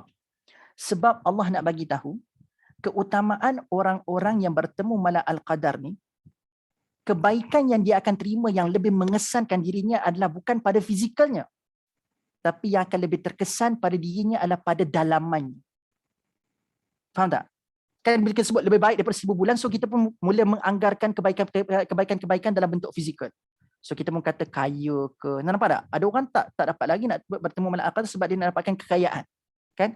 So Allah tarik perhatian kita, the most priceless thing yang akan memberikan added value kepada kamu pada malam ini adalah bukan pada luaran-luaran dan fizikal kamu, tapi dia fokus kepada dalaman kamu tu, khairun. Sebab bila Allah guna khairun dalam Al-Quran, tuan-puan sekalian, dia lebih merujuk kepada inner beauty ataupun kebaikan ataupun kecantikan dalaman. Khairun, banyak Allah halakan perkataan ini kepada inner dalaman, inner beauty ataupun inner punya goods, kebaikan dalaman, tuan-puan sekalian. Saya bawa ni, tuan-puan sekalian, apa basic saya bawa tentang kenapa saya dakwa khairun tu refer kepada dalaman punya perspektif, bukan luaran. Sebab dalam surah Ar-Rahman, bila Allah cerita tentang bidadari, tuan-puan sekalian, Allah sebut perkataan baik dalam sebutan dua perkataan yang sebelah menyebelah. Kan bila Allah sebut tentang bidadari kan, surah Ar-Rahman kan, fihinna khairatin hisan. Khairat pun baik, hisan pun baik, kan? Tapi kenapa dua sebutan baik sebelah menyebelah? Ada khairatin, ada hisan ni. Serupa-rupanya, tuan-puan sekalian, ada dah para ulama bahasa mengeluarkan hikmah kenapa sebelah menyebelah perkataan baik. Rupa-rupanya khairatin merujuk kepada inner beauty, hisanin merujuk kepada external beauty. So bidadari syurga tu, tuan-puan sekalian, bukan cantik luar je, tapi dalamannya juga adalah mempunyai dalaman yang sangat-sangat indah dan cantik. Hatinya bersih, jiwanya bersih. Itulah bidadari-bidadari syurga. Khairatin hisan. Okay. Daripada mana pula dakwaan kita katakan hisan itu merujuk kepada external beauty? Kita boleh tengok dalam surah Yusuf, tuan-puan sekalian, waktu banduan penjara tu, dia nampak Yusuf kat dalam penjara, dia tak kenal pun dalaman Yusuf ni, Nabi Yusuf ni baik ke tidak hatinya. Dia tak kenal pun Yusuf ni baik tak baik dalaman dia. Cuma dalam banyak-banyak orang dekat penjara tu, tuan-puan sekalian, kenapa dipilih Yusuf untuk diceritakan pasal hal peribadi dia, iaitu mimpi dia? Kenapa Yusuf yang dipilih oleh dua orang banduan ni, tuan-puan sekalian? Dia bagi tahu sebab kan? Daripada cerita mimpi itu semua tu, reason terbesar kenapa Yusuf yang dipilih untuk cerita pasal peribadi ni, sebab inna, sesungguhnya kami, wahai Yusuf, kau nak tahu tak kenapa aku ceritakan kat kamu ni? Sebab inna, sesungguhnya kami berdua, naraka minal muhsinin. Aku nampak kamu daripada orang-orang yang baik lah. Aku tak tahu dalaman kamu lah, tapi secara luarannya, luaran saja, aku tak tahu dalam macam mana. Luarannya aku nampak kau ni bukan orang yang jahat. Aku nampak kau orang baik-baik. You are not belong here, Yusuf. Kamu tak sepatutnya berada kat sini, wahai Yusuf. Sebab itulah muhsinin, hisan, hasan, dia merujuk kepada kebaikan, kecantikan luar. Dan ternyata pun Yusuf tu adalah tampan, handsome. Hisan, muhsinin. So salah satunya adalah ketampanan Yusuf, tuan-puan sekalian. So luaran. So ada satu dalaman, satu luaran. So khairatin ataupun khairun, dia lebih menghala kepada kecantikan dan kebaikan luaran. Kebaikan dalaman. Maaf, kebaikan dalaman. So Allah bagi tahu, tuan-puan sekalian, Lailatul Qadri khairum min alfi syahr, buat mereka yang bertemu malam Al-Qadar, kebaikan yang paling utama Allah nak berikan kepada orang yang bertemu malam Al-Qadar adalah kebaikan dalamannya. Internal punya kebaikan, tuan-puan sekalian. Dan betul tak betul, tuan-puan sekalian, bila dalam sudah cantik, dalam telah Allah make upkan bagi comel loteng, tuan-puan sekalian, cantik, tuan-puan sekalian, agak-agak, tuan-puan sekalian, luarannya akan terselah tak kebaikan dan kecantikan tersebut. Sebab itu, tuan-puan sekalian, malam Al-Qadar ini, dia nak fokuskan kepada benda yang lebih utama. Manakah yang benda yang Allah akan perindahkan, perhiaskan, perbaikkan kepada kita? Dalaman tu. So bila dalam cantik, semua akan cantik. Idza salaha salaha jasadu kullu, idza fasada jasadu kullu. Dan apakah dia? Hati. So hati kita akan ditarbiyah, akan diperindahkan oleh Allah Subhanahu Wa Taala pada malam ini. Dan tuan-puan sekalian, sebagai penutup, sebab kita dah tiba pada 11:05 pagi, tuan-puan sekalian, Allah kata apa? Sebab bila dalam dah cantik, apakah benda yang paling utama bila dalam tu, apa benda yang paling kita nak sekali? Dalam tu boleh kata, khairun tu kecantikan dalaman. So bila dalam tu, apa yang kita nak? Cantik dalam tu, apa yang kita paling nak sikit tentang yang dekat dalam tu? Yang tidak lain tidak bukan, tuan-puan sekalian, dalam tu bila kita consider dia cantik, cantik tu apakah tanda dia? Tanda dia adalah salam. Ni ayat kelima. Tanda dia adalah salam, tuan-puan sekalian. So bila kita cerita tentang dalam, tak dapat lagi, tuan-puan sekalian, kita sedang berbicara tentang qalb, tentang hati. Dan bila Allah sebut tentang qalbun, tuan-puan sekalian, apakah gandingan hati yang paling sangat diingini untuk Allah bertemu dengannya dekat akhirat nanti? Iaitu Allah kata qalbun salim. Betul tak betul, tuan-puan sekalian? Kan? So khairun, dicantikkan dalam. Apakah yang dicantikkan itu? Qalbun. Dan orang yang bertemu pada malam ini, Allah nak bagi kecantikan dalamannya, hatinya. Tapi tanda hati itu cantik, apakah dia? Salam. Dia akan sejahtera, tuan-puan sekalian. Hatinya akan menjadi qalbun salim. Hatinya sejahtera. Itulah tanda hati yang baik, dalaman yang cantik. Bila hati mencapai satu makna dalam kehidupan, dalam hatinya, itulah kesejahteraan dan ketenangan, tuan-tuan dan puan-puan sekalian. Salamun hiya hatta matla'il fajr. So cukuplah sekadar tu tuan-puan sekalian perkongsian saya, sebab tu saya dah bagi tahu siap-siap tuan-puan sekalian, saya takkan kupas semuanya sekali. Saya pun dah ambil masa yang agak panjang tadi untuk munasabah, sebab bagi saya tuan-puan sekalian, ilmu tu jarang-jarang dikupas. Jarang-jarang dibawa untuk diketengahkan.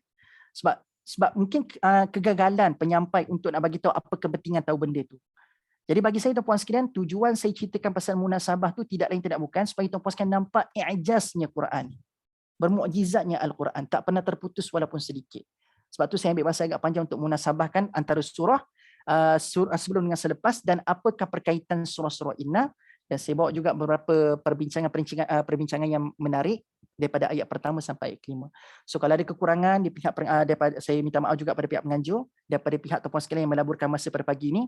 Kalau ada kekurangan, tuan-puan sekalian saya minta maaf semuanya. So wallahu a'lam bissawab. Yang baik daripada Allah Subhanahu Wa Taala, yang buruk tu daripada saya. Aku qauli hadza wa astaghfirullahal azim li wa lakum. Saya serahkan kembali pada Ustazah Nik Fatimah.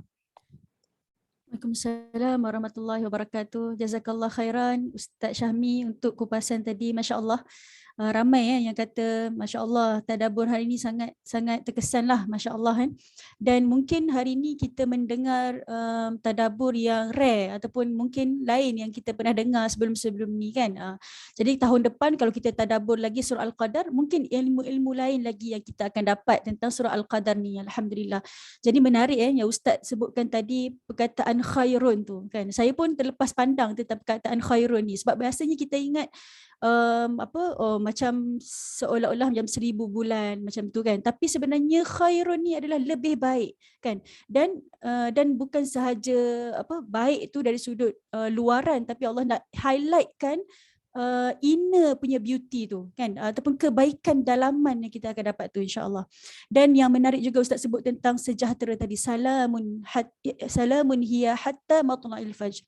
Jadi orang yang dapat malam ni, insya-Allah sejahteralah hati-hati dia kan.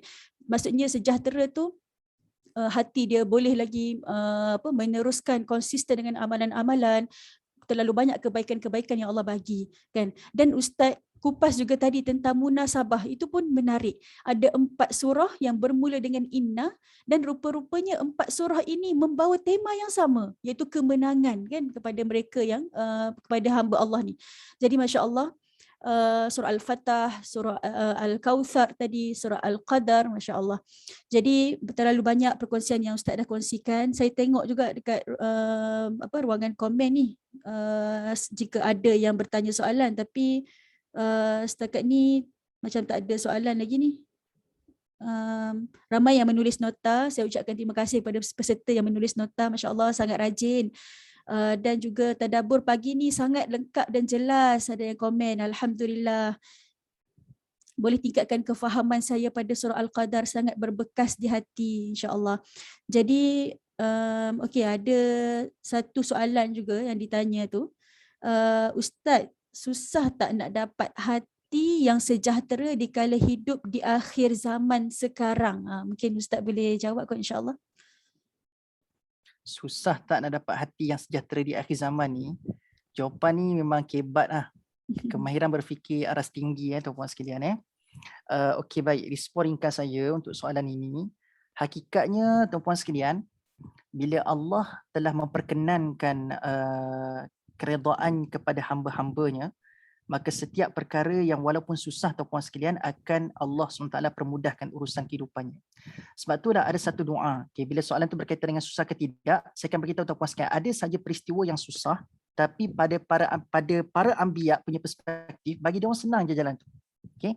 Berpunca daripada mana tuan-puan sekalian? Berpunca daripada bila Allah i'tiraf dan Allah telah bagi tahu kepada mereka itu berada pada jalan as-siratil mustaqim. Okay? Sebab itulah tuan-puan sekalian, dalam satu hari kita mungkin terlupa nak minta bermacam-macam doa dalam kehidupan. Kita mungkin nak kaya, kita mungkin ada satu hari itu terlupa nak minta, ya Allah please give me wealthy, bagi saya kaya. Kita mungkin nak sihat, tapi mungkin ada hari-hari kita mungkin terlupa nak minta, ya Allah bagi saya sihat, kan? So kita memang tak dapat lagi, mungkin akan ada terlupa. Tapi ada satu doa ni tuan-puan sekalian, hak ni kalau kita solat, insya-Allah takkan pernah lupa baca doa ni. Apakah doa dia?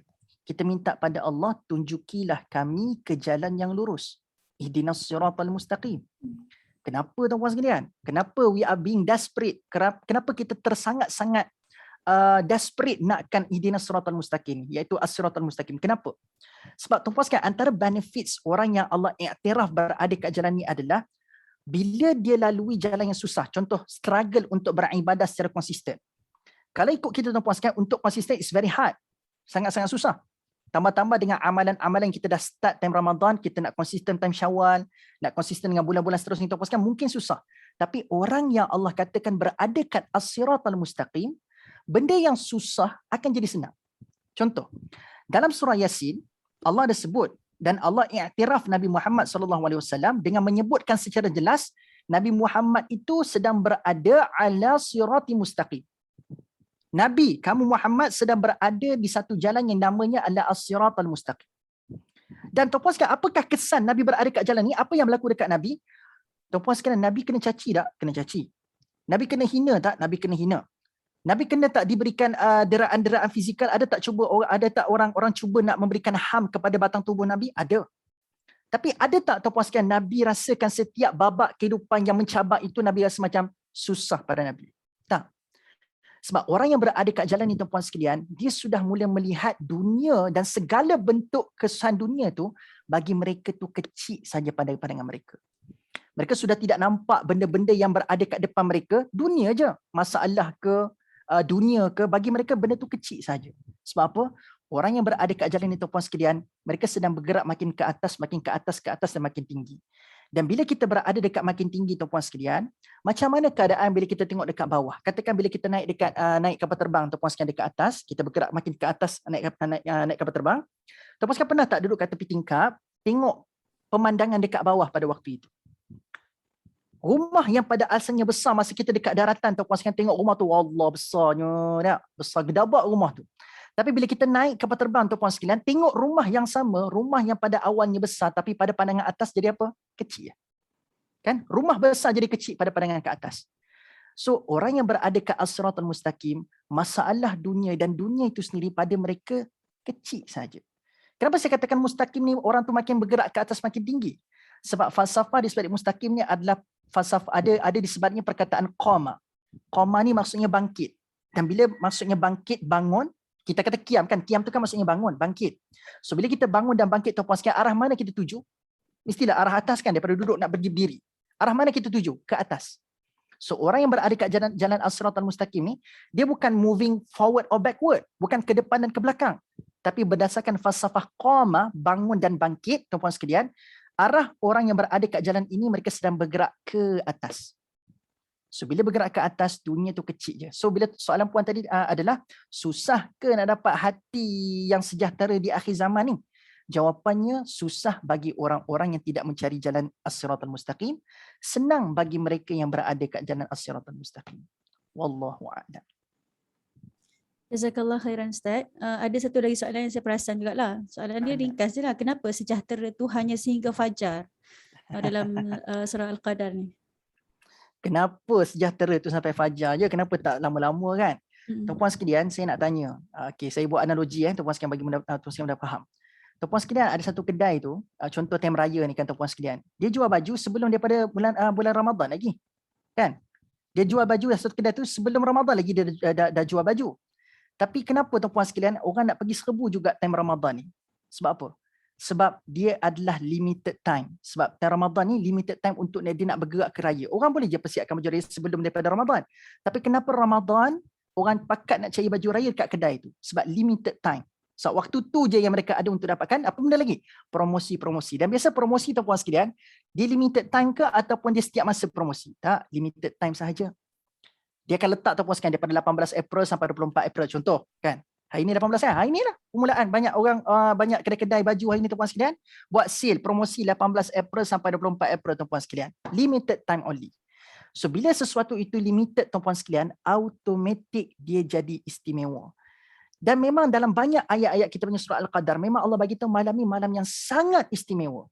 So bila istimewa, takkanlah masa dia pun sama dengan masa-masa yang lain. takkanlah tempoh dia tu sama dengan tempoh-tempoh yang lain. Mestilah tempoh itu ada limit dia. Ada dia punya pengakhiran dia. Supaya hanya hamba-hamba Allah yang terpilih dan limited saja akan merasai keistimewaan pada malam ini. So kenapa tidak sepanjang masa? Sebab nak memberikan keistimewaan kepada malam ini tuan-puan sekalian, seperti istimewanya promosi-promosi yang ada tempoh yang sangat-sangat sekejap tuan-puan sekalian. So Allah alam bisawab, itulah kot respon secara analogi yang saya boleh gambarkan pada puan ataupun tuan yang bertanya tadi. Okay, Masya Allah, jazakallah khairan Ustaz. Anda rasa dah tak ada soalan ni? Kalau in case lah saya terlepas pandang, saya mohon maaf kepada semua. Alhamdulillah kita dah mendengar kupasan daripada Ustaz tadi, dan juga saya ucapkan terima kasih kepada Ustaz untuk penjelasan dan perkongsian tadi. Masya Allah, kita doakan Ustaz diberikan kekuatan untuk berkongsi lebih banyak ilmu dengan kita. Insya Allah selepas ni mungkin boleh bekerjasama lagi dengan Ustaz. Kita boleh jemput Ustaz lagi untuk kupasan surah-surah lain, insya-Allah. Dan seperti mana Ustaz bagi tahu tadi kan, tempoh promosi ni dia ada tempoh-tempoh dia kan. Jadi untuk Nuzul Quran juga, Mutiara Tadabbur ada menawarkan promosi buku-buku tadabbur, ada 10% diskaun sempena Nuzul Quran. Kami ada kongsikan juga link tersebut di Telegram dan juga di Facebook Mutiara Tadabbur pun ada. Jadi boleh ambil peluang sehingga 20 April sahaja untuk dapatkan promosi buku-buku tadabbur, insya-Allah. Jadi ini adalah My Tadabbur Time sesi ke-6. Jadi insya-Allah kita ada lagi 3 sesi lagi sebab semuanya 9. Jadi kita ada 3 sesi lagi. Next nanti bersama dengan Ustaz Zulkhairi tentang rahsia kalimah Al-Quran. Seterusnya oleh Ustazah Dr. Salihah Kaswari, insya-Allah tentang Al-Quran sebagai Asy-Syifa.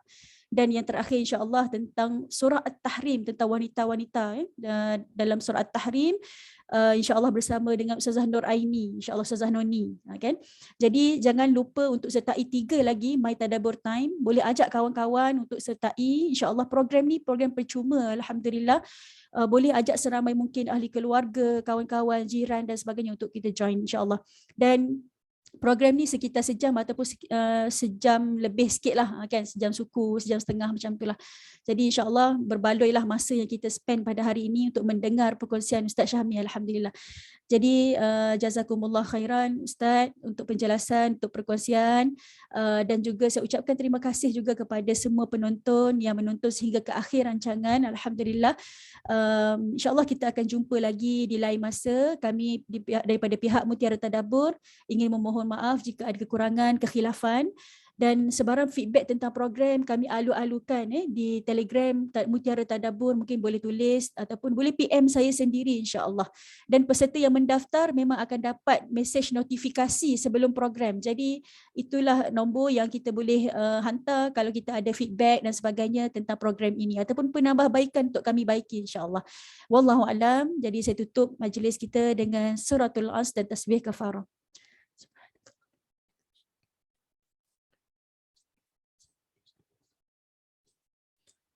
Terima kasih. Assalamualaikum warahmatullahi wabarakatuh. Jazakallah khairan Ustaz. Sama, terima kasih Ustazah atas jemputan. Sama, Assalamualaikum. Salam.